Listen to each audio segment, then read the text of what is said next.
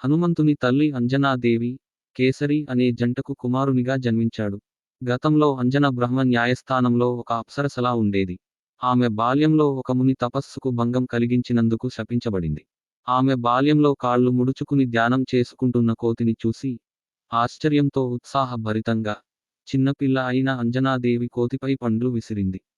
దీంతో తన ధ్యానానికి భంగం కలిగిందని, కోతి రూపంలో ఉన్న ముని నిజరూపంలో వచ్చి కోపంతో అంజనను, ఆమెతో ఎవరైనా ప్రేమలో పడినా పెళ్లాడినా వారు కోతిగా మారతారని శాపం ఇచ్చారు మునిని వేడుకొనగా. అయితే అంజనాదేవి తాను చేసిన తప్పు తెలుసుకుని తనను క్షమించమని వేడుకొనగా, ఆ ముని శాంతించి కోతి రూపంలో ఉన్న ఆమెను ఎవరైతే ఇష్టపడతారో శివుని అవతారమైన శిశువుకు ఆమె జన్మ ఇచ్చినప్పుడు తన శాపం నుండి విముక్తి లభిస్తుందని వరమిచ్చాడు. తన శాప విముక్తి కోసం అంజనాదేవి భూమి మీదకు వచ్చింది. ఓ అడవిలో నివాసముండగా ఓ రోజు ఒక మగాడిని చూసి ప్రేమలో పడుతుంది. ఆ క్షణం నుండి వెంటనే ఆమె కోతి రూపంలోకి మారింది. ఆ మనిషి తన పేరు కేసరి అని, కోతులకు రారాజు అని తనను తాను పరిచయం చేసుకున్నాడు. కోతి ముఖం కలిగి ఉన్న అతన్ని చూసి ఆమె ఆశ్చర్యపోయింది. హనుమంతుని జన్మ రహస్యం గురించి ఇప్పుడు తెలుసుకుందాం. రాముని భక్తుడైన హనుమంతుడిని హిందువులందరూ ఆదర్శనీయ దైవంగా భావిస్తారు.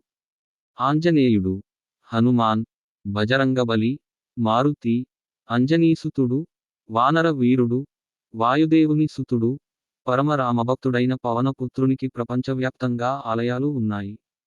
పురాణాల ప్రకారం శ్రీరామదాసునిగా ప్రసిద్ధి చెందిన ఆంజనేయుడి పుట్టుక గురించి ఎన్నో సంవత్సరాల నుండి కొన్ని కథలు ప్రచారంలో ఉన్నాయి. ఎవరికి వారే తమ ప్రాంతంలో హనుమంతుడు జన్మించారంటూ ఇతిహాసాలు, ఉపనిషనత్తులు, సంప్రదాయ గాథలు, కథలు ప్రచారంలోకి తెచ్చారు. తాజాగా తిరుమల తిరుపతి దేవస్థానం టిటిడి హనుమంతునికి జన్మ రహస్యం గురించి పలు ఆధారాలను ప్రస్తావించింది. అయితే కర్ణాటకలోనే హనుమంతుడు పుట్టాడని, పెరిగింది అంతా ఆ ప్రాంతంలోనే అని అక్కడి స్థానికులు చెబుతున్నారు. ఈ సందర్భంగా ఆంజనేయుడి జన్మ రహస్యం గురించి వాస్తవాలేంటో ఇప్పుడు తెలుసుకుందాం.